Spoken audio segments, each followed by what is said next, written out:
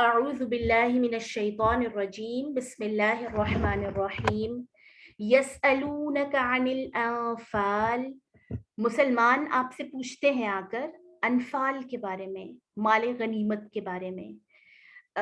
سورت کے آغاز میں جنگ کے حوالے سے کوئی بات کرنے کے بجائے ڈائریکٹلی انفال یعنی مال غنیمت جو جنگ کے نتیجے میں حاصل ہوتا ہے اس کے حوالے سے گفتگو کی جا رہی ہے۔ اس میں بھی اللہ کی بہت بڑی حکمت ہے کہ اس زمانے میں جو جنگیں ہوتی تھیں وہ دنیاوی مال و دولت کے لیے ہوتی تھی، لوگ اپنے فائدے ڈھونڈنے کے لیے کرتے تھے۔ آج بھی آپ دیکھیں بڑی بڑی جو جنگیں ہوئی ہیں یا ہو رہی ہیں ابھی بھی دنیا میں، وہ مالی فائدے کے لیے ہیں۔ کوئی تیل کے لیے لڑ رہا ہے، کوئی گیس کے لیے لڑ رہا ہے، کوئی یعنی مختلف طرح کی چیزوں کے لیے لڑ رہا ہے۔ تو جس وقت غزوہ بدر میں مسلمانوں کو فتح نصیب ہوئی تو ایک بڑی تعداد میں مال غنیمت جو ہے آپ دیکھیں کہ بڑی بری طرح سے شکست ہوئی تھی نا ان کو، کفار کو، اور سارا جو اسلحہ تھا وہ سارا چھوڑ کے بھاگے۔ 70 کافر جو ہیں وہ اس میں مارے گئے اور 70 جو ہیں وہ قید ہوئے، ٹھیک ہے، اور بہت یعنی جو بھی سامان تھا اور جانور تھے اور کافی ساری چیزیں مسلمانوں کے ہاتھ آئیں۔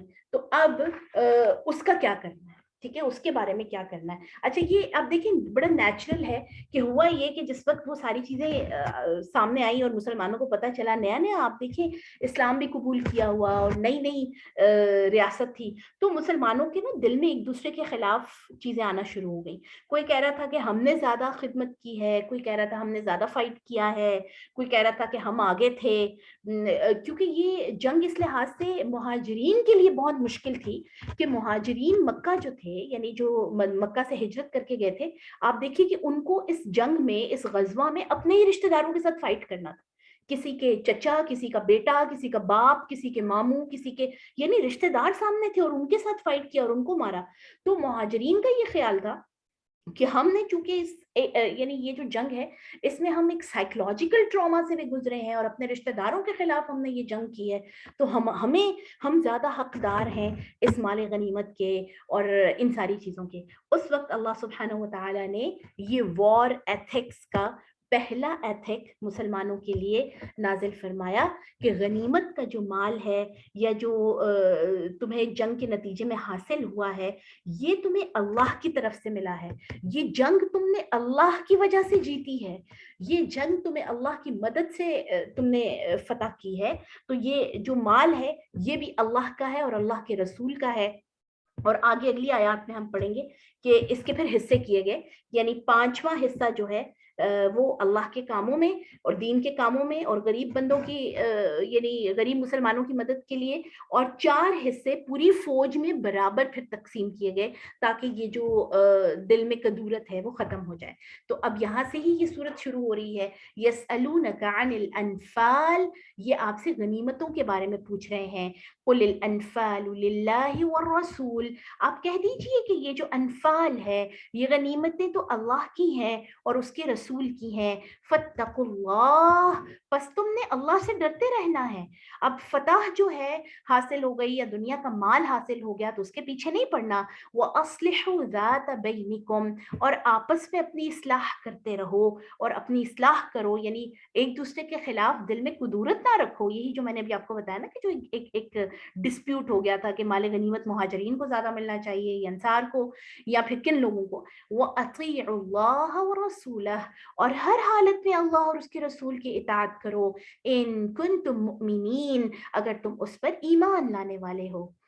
انما المؤمنون، بے شک مومن تو وہ ہیں، الذین، وہ لوگ، اذا ذکر اللہ، جب ان کے سامنے اللہ کا ذکر کیا جاتا ہے۔ یعنی مومن کون ہے، اللہ تعالیٰ ڈیفینیشن دے رہے ہیں مومن کی، ٹھیک ہے، تو یہ یعنی مجھے اور آپ کو ان چیزوں کے اوپر غور کرنا ہے کہ کیا یہ ہمارے اندر ہیں، کیا ہمارا ایمان اس لیول تک پہنچا ہے کہ وہ ہے مومن کہ جب ان کے سامنے اللہ کا ذکر کیا جاتا ہے، وجلت قلوبہم، تو ان کے دل کانپ اٹھتے ہیں، ان کے دل ڈر جاتے ہیں۔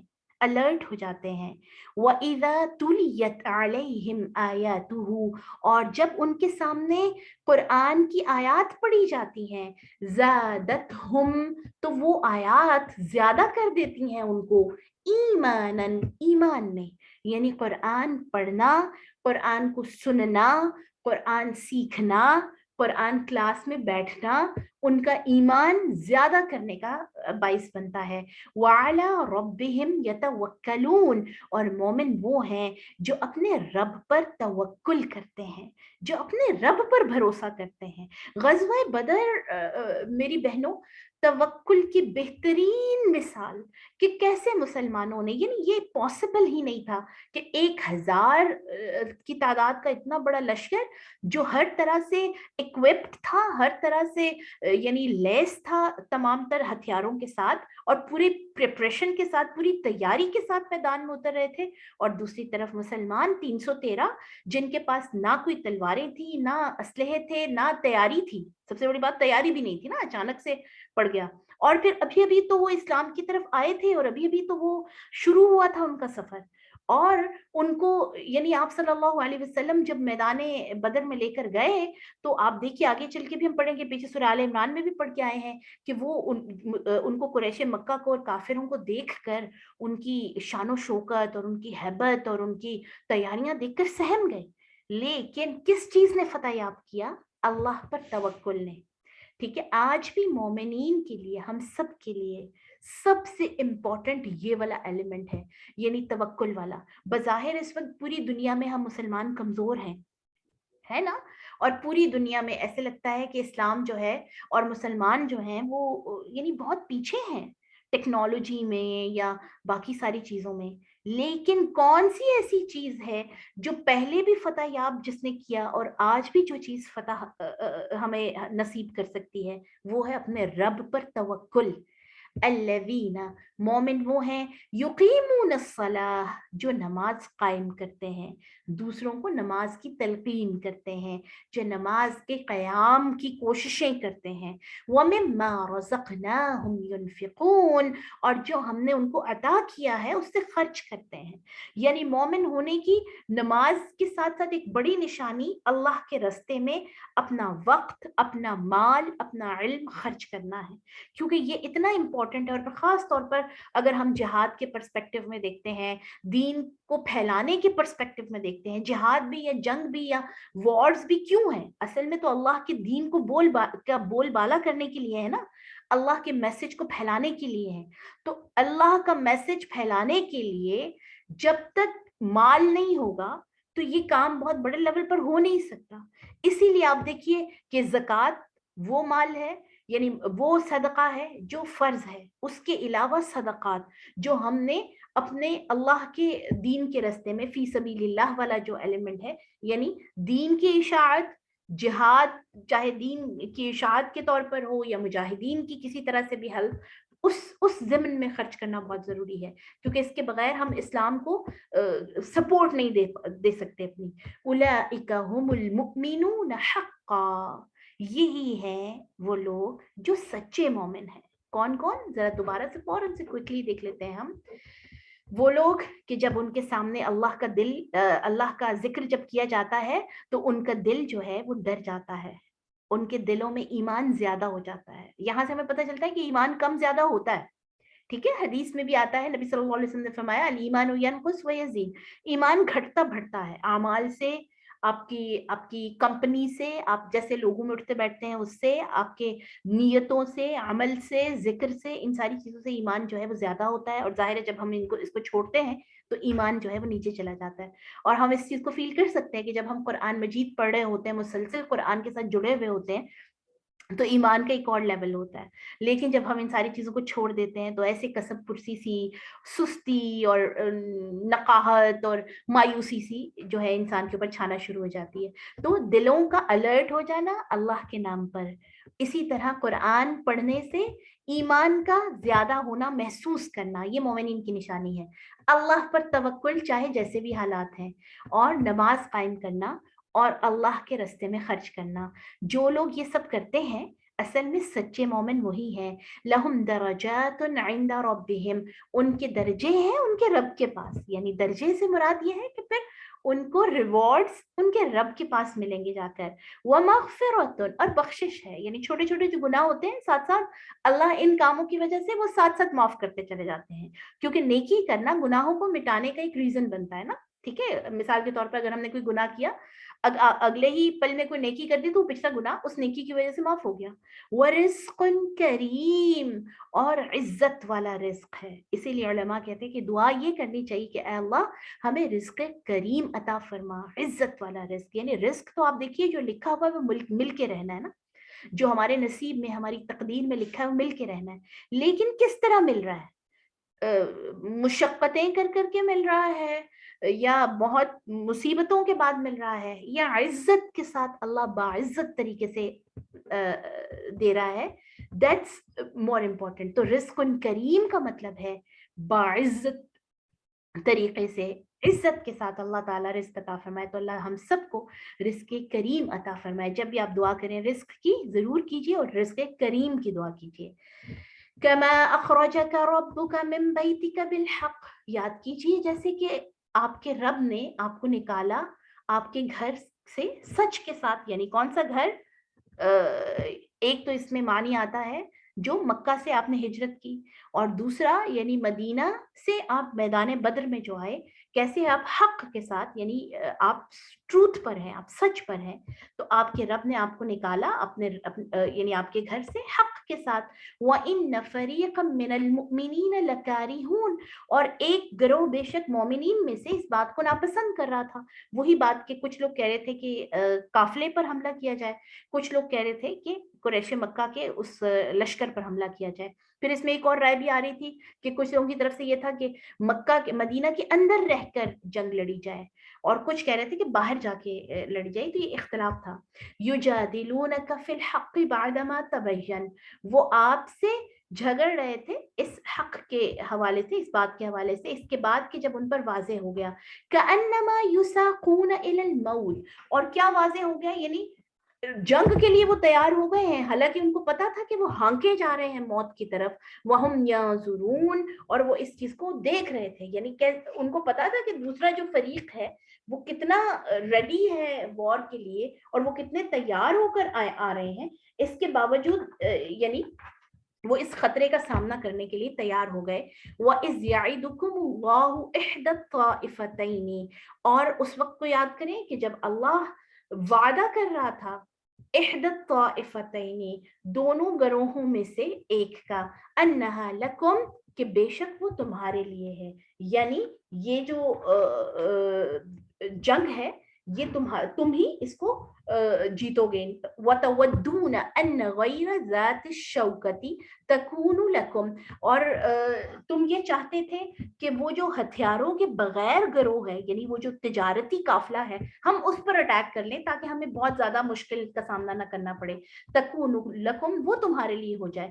وَيُرِيدُ اللَّهُ، اور جب کہ اللہ چاہتے تھے کہ جو قریش کا لشکر پوری تیاری کے ساتھ آ رہا ہے تم اس کو فیس کرو، کیوں؟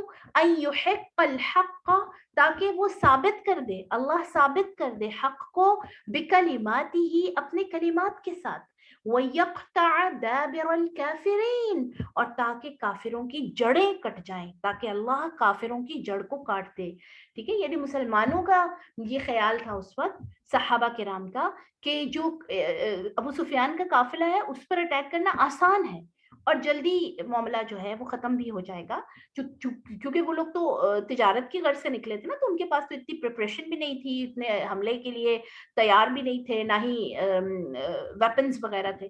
تو اللہ جی فرما رہے ہیں کہ میں تمہارے لیے اس چیز کو پسند کر رہا تھا، اور یہ میں نے تمہیں اس چیز کا حکم دیا کہ تم اس لشکر کے سامنے آؤ جو پوری تیاری سے جنگ کرنے کے لیے تمہارے سامنے آئے ہیں، تاکہ واضح ہو جائے حق، تاکہ لوگوں کو پتہ چل جائے کہ حق کیا ہے، لیحق الحق، تاکہ اللہ ثابت کر دے حق کو، وَيُبْطِلَ الْبَاطِلَ، اور یہ ثابت کر دے کہ باطل کیا ہے، یعنی باطل کر دے، باطل کو ختم کر دے، لوگوں کو کلیئر کر دے کہ باطل کیا ہے۔ وَلَوْ كَرِهَ الْمُجْرِمُونَ، اور اگرچہ مجرم اس کو ناپسند کریں۔ اذ تستغیثون ربکم، اور اس وقت کو یاد کرو جب تم فریاد کر رہے تھے اپنے رب سے.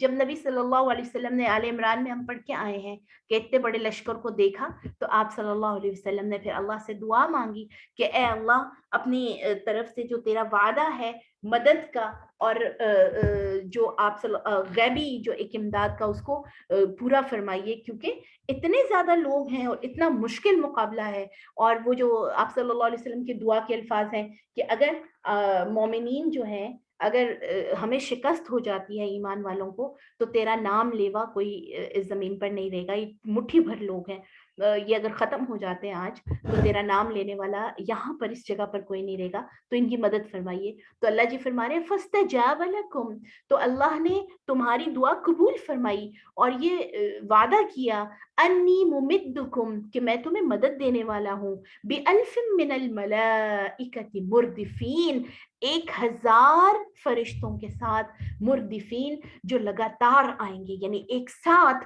1000 فرشتے نازل میں کروں گا تمہاری مدد کے لیے. وَمَا جَعَلَهُ اللَّهُ إِلَّا بُشْرَى، اور اللہ جی نے یہ وعدہ کیوں کیا اور یہ کیوں تعداد بتائی؟ ورنہ تو یعنی کتنے ہی فرشتے آ جاتے ہیں یا اس سے کم بھی آ جاتے ہیں، اس سے زیادہ بھی آ جاتے ہیں. یعنی یہ تمہیں فگر کیوں بتایا جا رہا ہے؟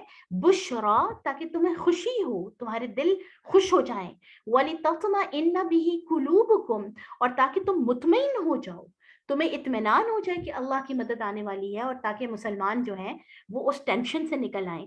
وَمَا النَّصْرُ إِلَّا مِنْ عِنْدِ اللَّهِ، اور مدد تو اللہ ہی کی طرف سے آتی ہے، اللہ کے علاوہ کوئی اور مدد کرنے والا نہیں ہے. دوسرا اس کا معنی اللہ کے علاوہ فتح کسی اور طرف ہے ہی نہیں.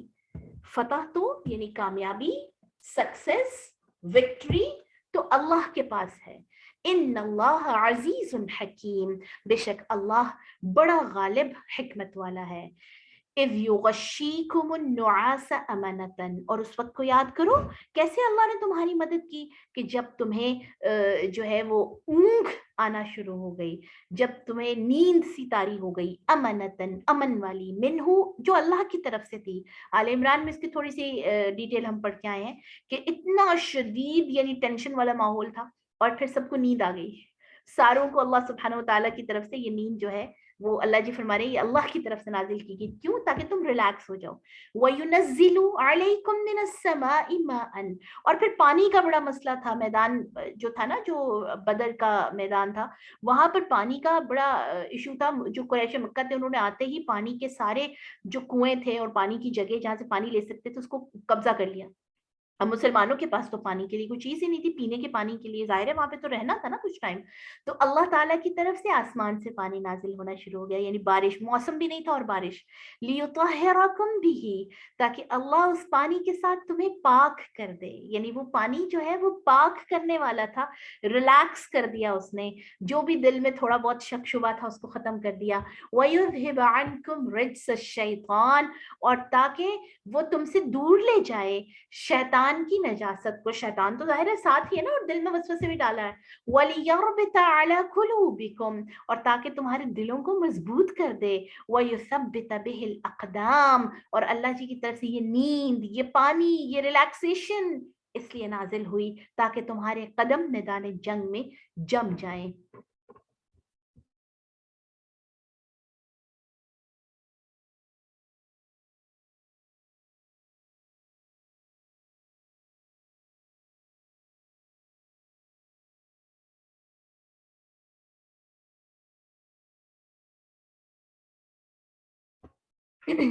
اذ یوحی ربک الی الملائکۃ انی معکم، اس وقت کو یاد کرو کہ جب تمہارے رب نے وحی کی تمہاری طرف، یعنی تمہارے رب نے تمہارے رب نے پیغام بھیجا الی الملائکۃ، فرشتوں کی طرف، انی معکم کہ بے شک میں تمہارے ساتھ ہوں. فَثَبِّتُوا الَّذِينَ آمَنُوا پھر ثابت رکھو ایمان والوں کو. یعنی اللہ نے فرشتوں کو حکم دیا کہ تم نے ایمان والوں کو ثابت قدم رکھنا ہے. سَأُلْقِي فِي قُلُوبِ الَّذِينَ كَفَرُوا الرُّعْبَ جلدی میں کافروں کے دلوں میں رعب ڈال دوں گا. یعنی ان قریب کافر جو ہیں ان کے اوپر رعب طاری ہو جائے گا. اور یہ آتا ہے روایات میں کہ ابو جہل جو ہے وہ چیختے ہوئے اسے چلاتے ہوئے کہا, وہ ایک یعنی جنگ کے دوران ایک موقع آیا کہ بالکل نبی صلی اللہ علیہ وسلم کو اس نے فیس کیا اور وہ آپ پر اٹیک کرنے والا تھا, لیکن پھر اس نے چیخنا شروع کر دیا. اس نے کہا کہ میں نے کچھ ایسی چیزیں دیکھی ہیں نبی صلی اللہ علیہ وسلم کے آس پاس جو کہ ہیومن نہیں ہے, انسانی نہیں ہے. ٹھیک ہے, اور ان کو ظاہر ہے قریش کو جلدی جب جنگ شروع ہوئی تو ان کو جلدی ریئلائز ہو گیا کہ یہاں پر کوئی تیسری طاقت بھی ہے. تو یہ اللہ کی طرف سے رعب تھا. فَضْرِبُوا فَوْقَ الْأَعْنَاقِ پھر ہر بندے کی گردنوں کے اوپر مارو.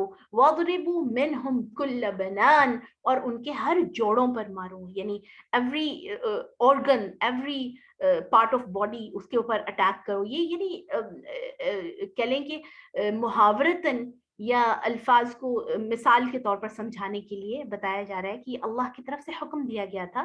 اسی لیے اس میں علماء کی دو آراء ہیں, دو اوپینینس ہیں. کچھ کہتے ہیں کہ فرشتوں نے ڈائریکٹ وار کی تھی آ کر, فرشتوں کی طرف سے اٹیکس ہوئے تھے باقاعدہ, اور کچھ یہ کہتے ہیں کہ مسلمانوں کی طرف سے جو اٹیکس ہو رہے تھے فرشتے ان کو پھر نشانے پر لگا رہے تھے, یعنی فرشتے اس کو سکسیسفل کر رہے تھے. تو اللہ جی یہ یاد کروا رہے ہیں آفٹر وار.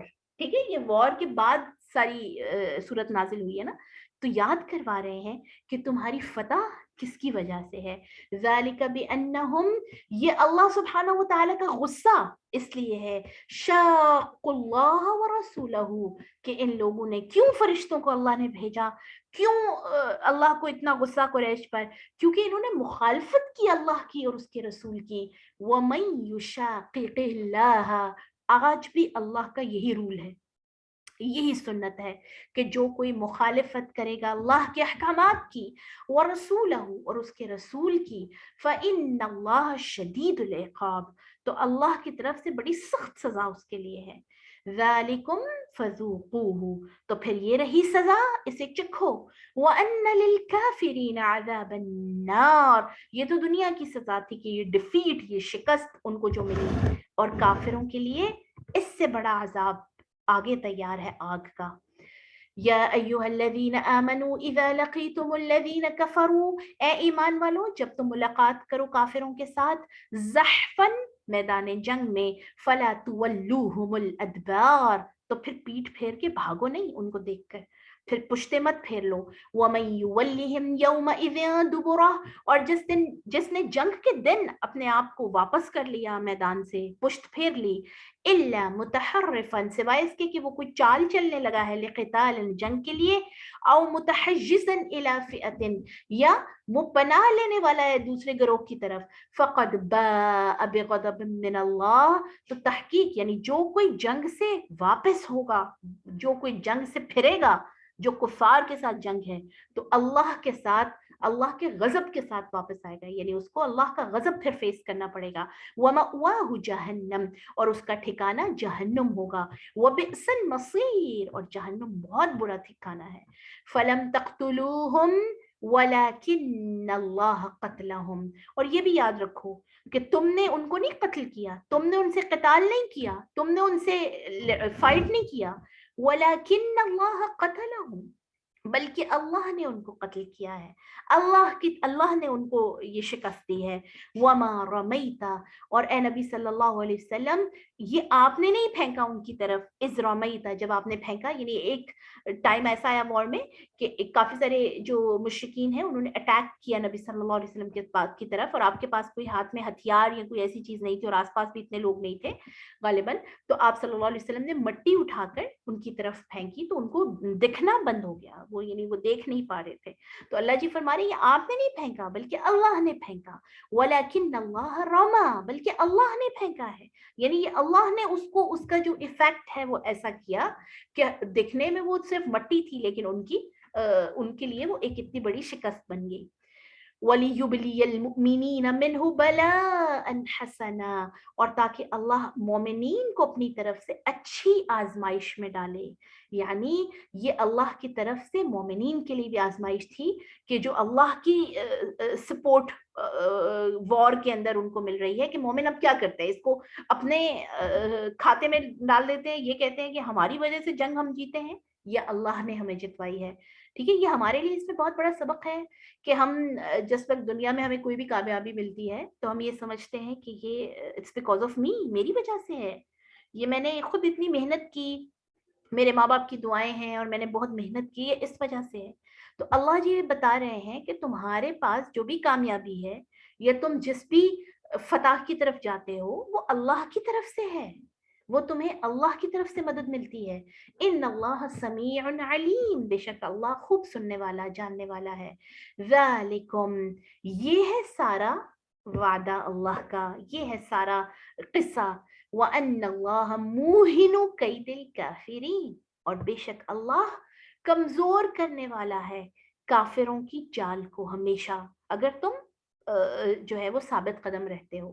ان تستفتحوا، اور اگر تم فیصلہ چاہتے ہو، فقد جاءکم الفتح، تو یہ تمہارے پاس فتح کا فیصلہ آ گیا. یعنی اگر تم ڈاؤٹس تھے تمہارے دل میں کوئی ایمان کو لے کر، اسلام کو لے کر، تو یہ دیکھو تمہیں کلیئر ہو گیا کہ اسلام اللہ کا پسندیدہ طریقہ ہے، راستہ ہے، اور یہی فتح یاب رہے گا. وَإِن تَنْتَهُوا، اور اگر تم باز آ جاؤ مسلمانوں کی اور اللہ کی مخالفت سے، فَهُوَ خَيْرٌ لَكُمْ، تو تمہارے لیے یہی بہتر ہے. ٹھیک ہے، یعنی کفار کو ایڈریس کر کے کیا جا رہا ہے، یہ بتایا جا رہا ہے کہ یہی تمہارے لیے بہتر ہے کہ تم اپنی اس مخالفت سے باز آ جاؤ. وَإِن تَعُودُوا، اور اگر تم لوٹ جاؤ گے، نعود، تو ہم بھی واپس ہو جائیں گے. وَلَن تُغْنِيَ عَنْكُمْ فِئَتُكُمْ شَيْئًا وَلَوْ كَثُرَتْ، اور تم نے دیکھ لیا کہ تمہیں تمہارا اتنا بڑا گروہ بھی فائدہ نہیں دے سکا اگرچہ وہ اتنا زیادہ تھا. یعنی کثرت ہونا، نمبرز میں زیادہ ہونا، ٹیکنالوجی میں زیادہ ہونا، ویپنز میں زیادہ ہونا، یہ تمہیں فائدہ نہیں دے گا. وَأَنَّ اللَّهَ مَعَ الْمُؤْمِنِينَ، اور بے شک اللہ مومنین کے ساتھ ہے، ایمان والوں کے ساتھ ہے. ہمیں سمجھ آ رہی ہے نا کہ سورت کی آیات کتنی سٹرونگ ہیں، اس کا کتنا ضروری ہے ہمارے سلیبس میں ہونا، تاکہ بچوں کو ہم یہ بتا سکیں کہ فتح اللہ کی طرف سے ہے. اور چاہے پوری دنیا کتنی بھی ترقی کر جائے اور کتنی آگے چلی جائے اور کتنا ڈیولپ ہو جائے، فتح جو ہے وہ اللہ کی طرف سے ملے گی، اللہ کے راستے پہ ملے گی اور ایمان والوں کو ملے گی. یا ایھا الذین آمنوا، اے ایمان والو، اطیعوا اللہ ورسولہ، اللہ اور اس کے رسول کی اطاعت کرو. ولا تولوا عنہ، اور اس اطاعت کے راستے سے منہ نہ پھیرو. وانتم تسمعون، جبکہ تم اللہ کا کلام سن رہے ہو. ولا تکونوا کالذین، ان لوگوں کی طرح نہ ہو جانا، قالوا سمعنا، جنہوں نے کہا کہ ہم نے سنا، وہم لا يسمعون، حالانکہ وہ دل کے کانوں سے نہیں سن رہے، دل تک نہیں پہنچتی ان کی باتیں. اللہ کی بات کو سنتے ہیں اور انسنی کر دیتے ہیں. ٹھیک ہے، یہ بہت ریلیونٹ آیات ہے. یعنی اللہ کے ان حکموں کو سننے کے بعد ایسے نہ ہو جاؤ کہ گویا تم نے سنا ہی نہیں. اپنے لائف سٹائل کو بھی نہ چینج کرنا، اپنی پریفرنسز، پرائرٹیز، اپنی ترجیحات، پسند ناپسند پھر بھی وہی رکھنا اللہ کا کلام سننے کے باوجود، تو ان لوگوں میں سے نہ ہو جانا. ان شر الدواب، بے شک بدترین مخلوق، عند اللہ، اللہ کے نزدیک، الصم، وہ بہرے، البکم، وہ گونگے، الذین، وہ لوگ، لا یعقلون، جو عقل سے کام نہیں لیتے. ٹھیک ہے، یعنی عام ڈیف اینڈ ڈمس کو نہیں کہا جا رہا، یعنی اللہ کے نزدیک بدترین ہے وہ لوگ جو اللہ کا کلام سنتے ہیں، اللہ کے نبی کے احکامات کو سنتے ہیں اور بہرے اور گونگے بن کے رہتے ہیں، پھر بھی نہ ہی اپنی زندگی میں چینج لے کر آتے ہیں، نہ ہی دوسروں تک یہ بات پہنچاتے ہیں. ٹھیک ہے، اور عقل سے کام نہیں لیتے کہ ان تک جب اللہ کی طرف سے میسج آیا ہے تو اب انہوں نے اطاعت کرنی ہے اور دوسروں تک اس کو پہنچانا ہے. وَلَوْ عَلِمَ اللَّهُ فِيهِمْ خَيْرًا لَأَسْمَعَهُمْ، اور اگر اللہ ان کے اندر کوئی بھلائی جان لیتا تو ان کو وہ کلام سنوا دیتا. وَلَوْ أَسْمَعَهُمْ لَتَوَلَّوْا وَهُمْ مُعْرِضُونَ، اور اگر وہ ان کو سنواتا تو وہ پھر بھی اس سے اپنے منہ پھیر لیتے، کیونکہ ہے ہی اعراض کرنے والے. یعنی اس سے اب دیکھیں دو میننگز سامنے آ رہے ہیں. یعنی سب لوگوں کو अल्लाह सुब्हानहू व तआला के कलाम की और अल्लाह की इताअत की और अल्लाह के नबी की इताअत की तौफीक नहीं होती है ना। डायरेक्टली कुछ लोगों को ये तौफीक होती है और उनके जिम्मे है फिर दूसरों तक ये पहुंचाना, ठीक है। और फिर खास तौर से कुफार के अल्लाह फरमा रहे हैं कि अगर इनमें कोई भलाई अल्लाह को पता होती तो वो अल्लाह इनको कलाम सुनवा देता, लेकिन अल्लाह को पता है कि इन्होंने नहीं मानना, ये सुनने के बावजूद नहीं मानेंगे। या अय्युहल्लज़ीना आमनु इस्तजीबू लिल्लाहि व लिर्रसूल, ए ईमान वालो अल्लाह और उसके रसूल का हुक्म कबूल कर लो। इज़ा दआकुम लिमा युहयीकुम, जब वो तुम्हें पुकारे उस हुक्म की तरह जो तुम्हें जिंदगी बख्शेगा। सुभान अल्लाह, यानी इस्लाम, यानी ईमान, यानी कुरान तुम्हारी जिंदगी के लिए है। ये जो अल्लाह का रास्ता है ये तुम्हें जिंदा करने के लिए है। जो अल्लाह के रास्ते से हट गया असल में वो जिंदा ही नहीं है। वालमू अन्नल्लाह यहूलु बैनल मर्इ व क़ल्बिही, और ये जान लो कि अल्लाह बंदे के दिल और उसके दरमियान है, यानी अल्लाह को पता है कि इंसान क्या सोच रहा है, क्या कर रहा है। व अन्नहु इलैहि तुहशरून, और बेशक उसी की तरफ तुम सबने इकट्ठे होकर जाना है। ये आज के दुनिया में इस वक्त जिंदगी में तो तुम अवॉइड कर सकते हो अल्लाह के हुक्म को, अल्लाह के अहकामात को, अल्लाह की इताअत को। उस वक्त क्या करोगे जब तुमने अल्लाह के सामने पेश होना है। वत्तकू, और डरो, फितनतन ला तुसीबन्नल्लज़ीना ज़लमू मिनकुम खास्सा, उस फितने से, उस अजाब से, उस आजमाइश से जो सिर्फ उनको नहीं पहुंचेगा जो बुरे हैं, ठीक है, यानी उन लोगों को सिर्फ नहीं पहुंचेगा कि जो जालिम है। वालमू अन्नल्लाह शदीदुल इक़ाब, और ये यकीन कर लो कि अल्लाह की सजा बहुत सख्त है, ठीक है। यानी ये फितना कौन सा है, यानी जिस वक्त अल्लाह की तरफ से आजमाइश आएगी तो सिर्फ उन लोगों पर नहीं आएगी। इताअत अल्लाह की जरूरी है, अल्लाह का कलाम सुनने के बाद, अल्लाह के अहकामात सुनने के बाद दूसरों तक पहुंचाना जरूरी है। क्यों? क्योंकि अगर तुम ऐसा नहीं करोगे तो हम ये कहते हैं कि हम बहुत सारी बुराइयों से बचे हुए हैं, तो हम दूसरे उनकी लाइफ है जो मर्जी करें, है ना। यानी ये it's none of our business कि कोई क्या कर रहा है, कोई कैसे जी रहा है। तो अल्लाह जी फरमा रहे हैं ऐसा नहीं है। फिर जब आजमाइश आएगी, तूफान आएगा, अजाब आएगा, तो फिर सब तुम लपेटे जाओगे, ठीक है। जो जालिम है उनके साथ साथ वो लोग भी उसमें आ जाएंगे जिन्होंने दूसरों को मना नहीं किया। इसलिए अभी उठो और अभी दूसरों को फितनों से और बुराइयों से और बेहयाइयों से, अल्लाह के पकड़ से डराओ, ठीक है। ऐसे लोग जो गुनाहों में इन्वॉल्व हैं उनको रोकना और अपने मुआशरे की सफाई करना, अपनी सोसाइटी की स्पिरिचुअल जो क्लींजिंग है, ये मुसलमानों का, मोमिनीन का फर्ज है। क्योंकि जिस वक्त अजाब आएगा तो सिर्फ उन पर नहीं आएगा जो जालिम है, जो गुनाहगार है, बल्कि उनको भी पकड़ में ले लेगा। वो ये अस्हाबुस सब्त वाली ना, जो हफ्ते के दिन मछलियां पकड़ रहे थे, तो कौन कौन अजाब का शिकार हुआ था? वो लोग भी जो पकड़ रहे थे और वो लोग भी जो नहीं पकड़ रहे थे लेकिन दूसरों को मना भी नहीं कर रहे थे। सिर्फ वो बचे जो नहीं पकड़ रहे थे और दूसरों को साथ साथ कॉन्स्टेंटली मना कर रहे थे, अलर्ट कर रहे थे, ठीक है। वज़कुरू इज़ अंतुम कलीलुन, याद करो उस वक्त को जब तुम बहुत थोड़े थे।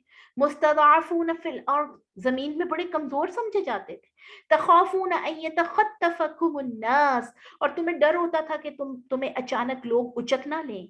फआवाकुम, फिर अल्लाह ने तुम्हें ठिकाना दिया। व अय्यदकुम बिनस्रिह, और तुम्हें अपनी मदद से कुव्वत अता की। वरज़क़कुम मिनत तय्यिबात, और तुम्हें पाकीज़ा चीजों में से रिस्क अता किया। लअल्लकुम तशकुरून, ताकि तुम शुक्र अदा करो।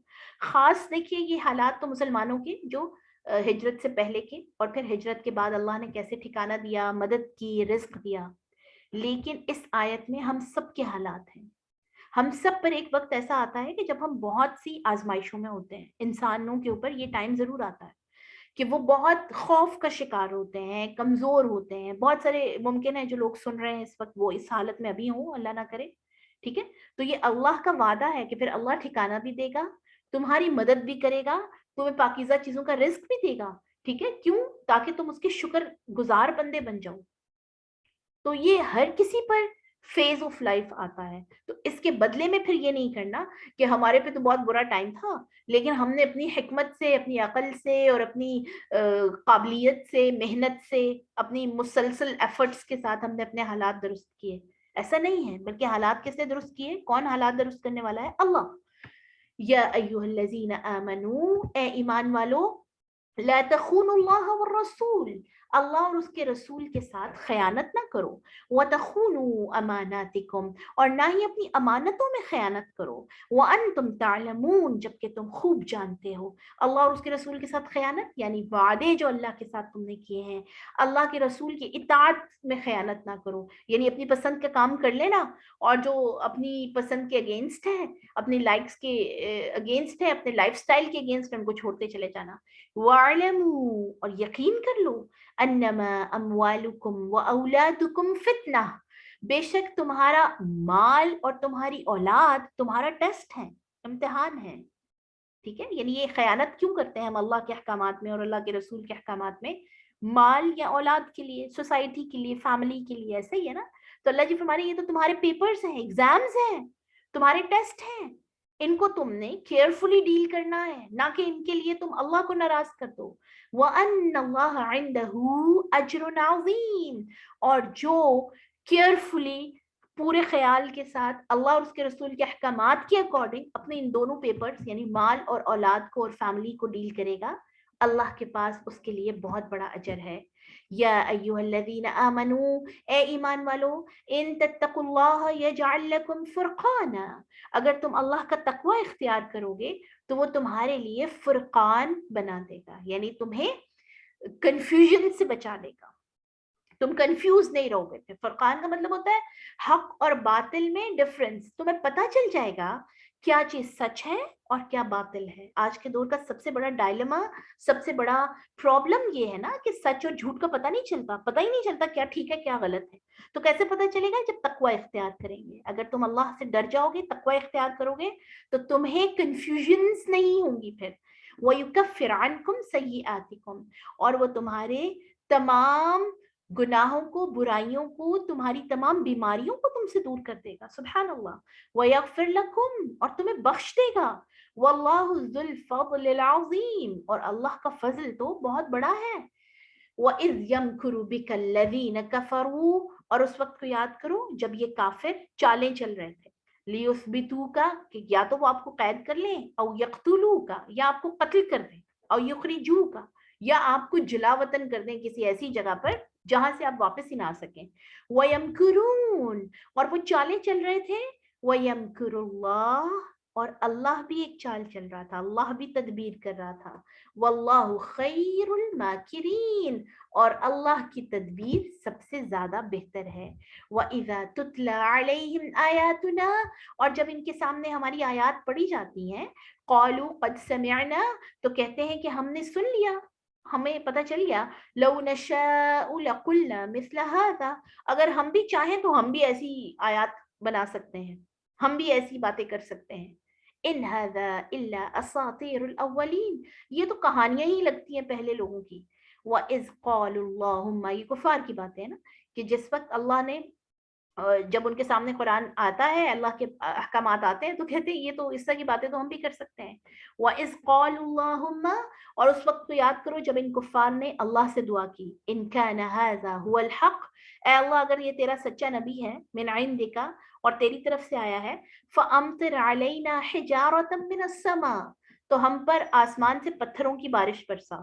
اتنا انسان دیکھیے نڈر ہو جاتا ہے، اتنا بے خوف ہو جاتا ہے کہ کفار مکہ جو ہے یہ خانہ کعبہ میں چلے گئے اور بیت اللہ کو پکڑ کر انہوں نے بیت اللہ کی دیوار کو ہاتھ رکھ کر یہ دعا مانگی کہ اے اللہ اگر تیرا نبی سچا ہے اور اگر تیرا یہ پیغام سچا ہے تو ہم پر عذاب نازل فرما، او ائتنا بعذاب علیم، یا دردناک عذاب ہم پر لے آ، وما كان اللہ لیعذبہم، اور پھر عذاب نہیں آیا۔ تو یہ لوگ سارے کے سارے ہنسنے اور مذاق اڑانا شروع ہو گئے نبی صلی اللہ علیہ وسلم کا۔ تو اللہ جی اس کا آنسر کر رہے ہیں کہ عذاب کیوں نہیں دیا تھا، کیونکہ اللہ عذاب نہیں دیتا اس وقت تک وَأَنْتَ فِيهِمْ، جبکہ آپ ان میں موجود تھے، یعنی جس وقت آپ وہاں سے نکل آئے۔ تو پھر دیکھیے کیسے غزوہ بدر میں کیسے اللہ نے فرشتوں کے ذریعے سے عذاب نازل کیا۔ تو جب نبی موجود ہو تو عذاب نہیں اللہ دیتا، جب تک یہ اللہ کا کے رولز ہیں گیم کے، یہ رولز آف دا گیم ہیں کہ جب نبی موجود ہے، جب تک نبی ان میں ہے، اس چیز کا سائن ہے کہ نبی ابھی ان پہ محنت کر رہا ہے، ان کو میسج دے رہا ہے اللہ کا۔ تو تب تک عذاب نہیں آتا. وَمَا كَانَ اللَّهُ مُعَذِّبَهُمْ وَهُمْ يَسْتَغْفِرُونَ, اور تب بھی اللہ عذاب نہیں دیتا جب کہ لوگوں میں استغفار کرنے والے موجود ہوں. سبحان اللہ. تو یہ بڑی امپورٹنٹ بات ہے کہ اللہ کے عذاب سے بچنے کے لیے استغفار کی کثرت. یہ حدیث ہے کہ خوشخبری ہے اس بندے کے لیے جس کے نامہ اعمال میں استغفار زیادہ ہے, کیونکہ استغفار کرنے کی وجہ سے, استغفر اللہ کی وجہ سے وہ اللہ کے عذاب سے محفوظ رہتا ہے. اسی لیے اور یہ بھی حدیث سے ہمارے سامنے آتا ہے کہ نبی صلی اللہ علیہ وسلم, ایک حدیث سے آتا ہے کہ دن میں 100 بار سے زیادہ استغفار کرتے تھے, اور بعض جگہوں پہ آتا ہے 70 دفعہ سے زیادہ استغفار کرتے تھے. تو میں اور آپ کتنی بار استغفار کرتے ہیں؟ ہر نماز کے بعد استغفار ضرور پڑھنا چاہیے. رات کو سونے سے پہلے کوشش کریں 100 جو دانوں کی تسبیح ہے استغفر اللہ العظیم وہ ضرور پڑھ لیں. اسی طرح سید الاستغفار میں انشاءاللہ گروپ میں بھی بھیج دوں گی. سید الاستغفار جو دعا ہے وہ اس کو ضرور ایک دفعہ دن میں کسی بھی نماز کے بعد پڑھ لیں. اور چلتے پھرتے استغفار کرنا, استغفار کرنے کے بے تحاشا فائدے ہیں جو ہم انشاءاللہ سورۃ النوح میں پڑھیں گے. جا کے سورہ نوح میں اللہ سبحانہ و تعالیٰ فرماتے ہیں کہ جب استغفار کرو گے تو اللہ آسمان سے بارشیں نازل فرمائے گا, اور اللہ تعالیٰ تمہیں بیٹوں سے اور تمہیں لوگوں کے ساتھ طاقت عطا فرمائے گا استغفار کرنے سے.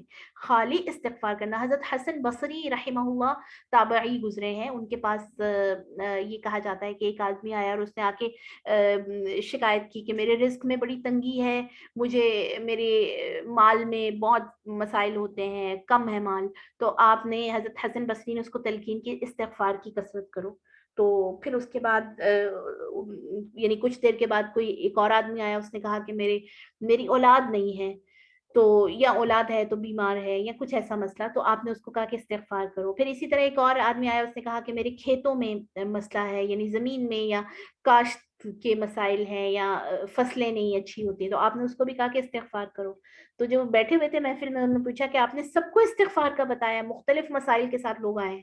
تو انہوں نے جو ہے یہ جو سورہ نوح کی آیات ہے کہ اللہ استغفار کرنے کے بدلے میں بہت سی نعمتیں نازل فرماتا ہے. اور استغفار کرنا, استغفر اللہ العظیم, یعنی گناہوں سے بخشش طلب کرنا اصل میں کیوں امپورٹنٹ ہے؟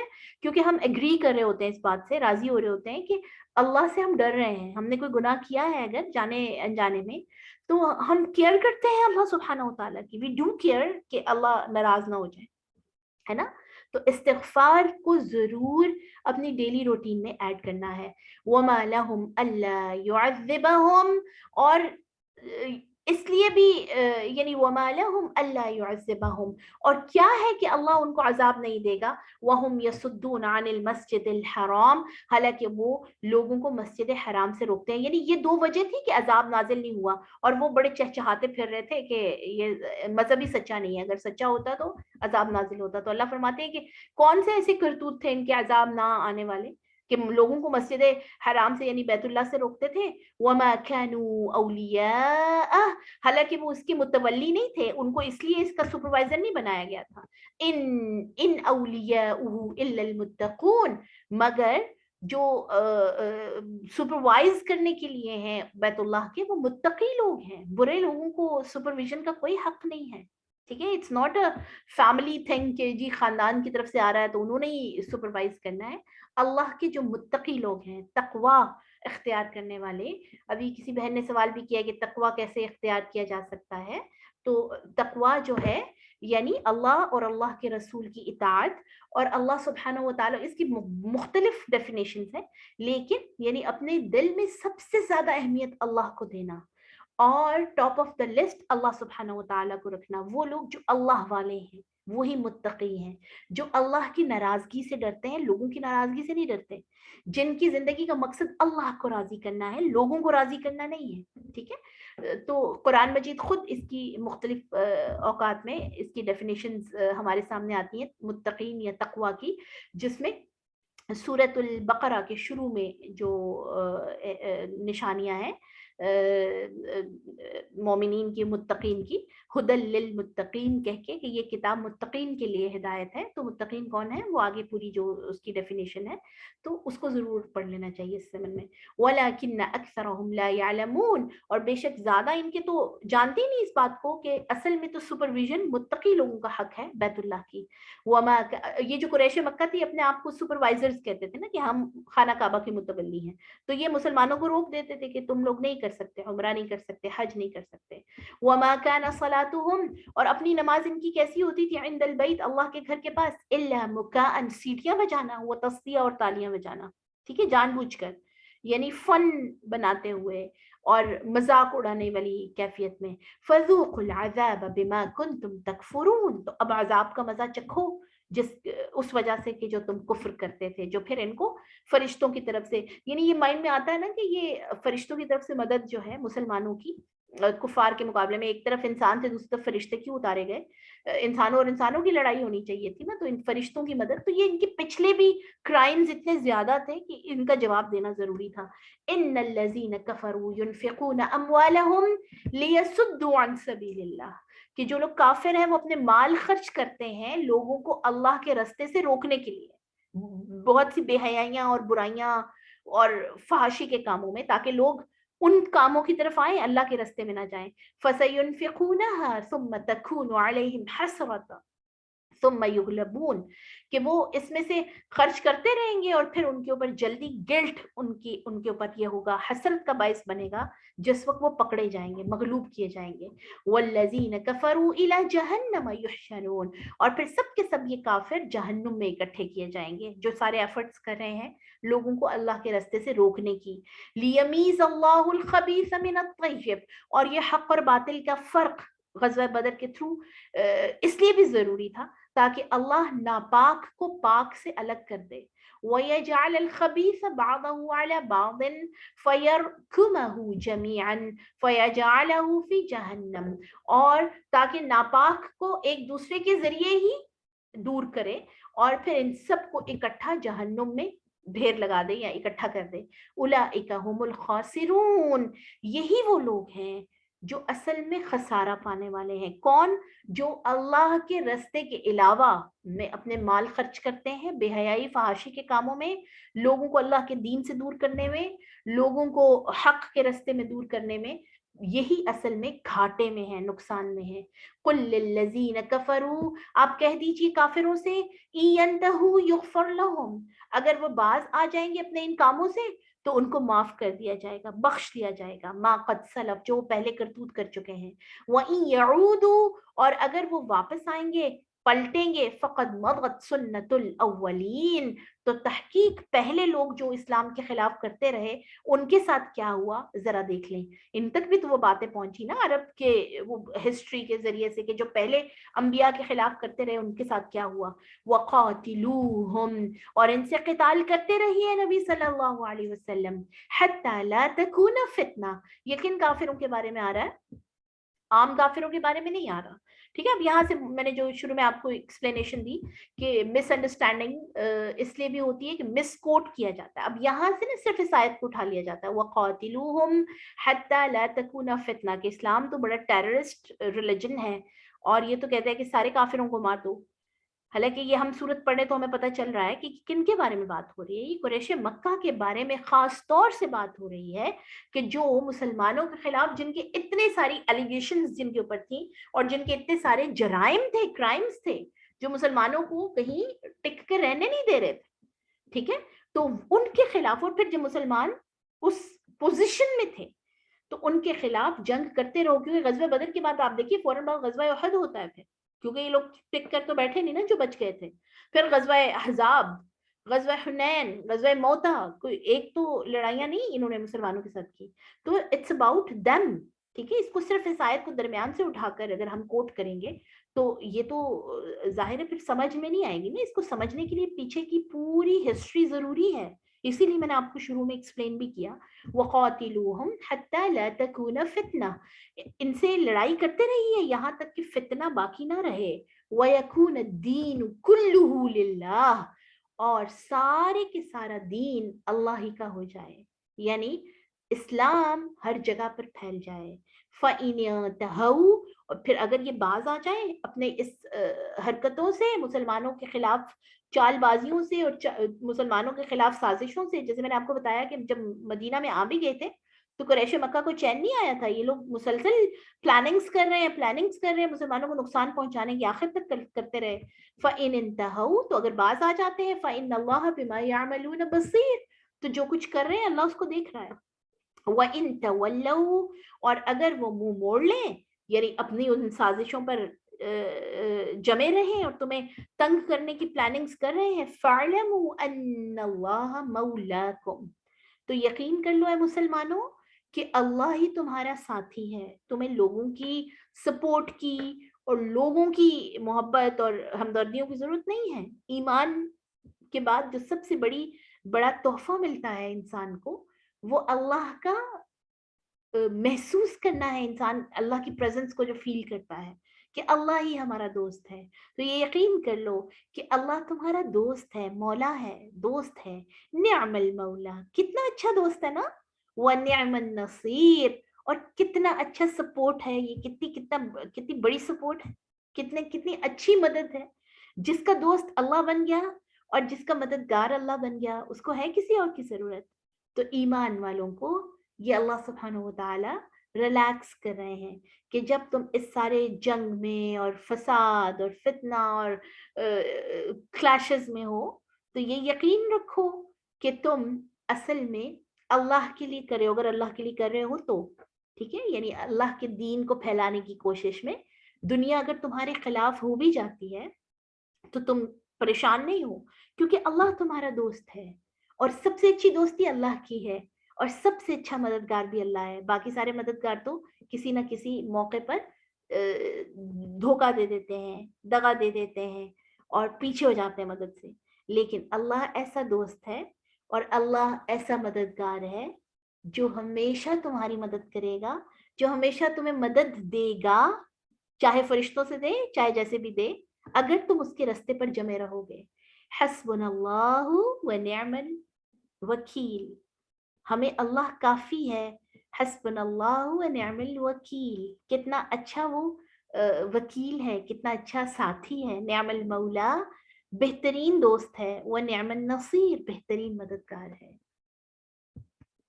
صدق اللہ العظیم.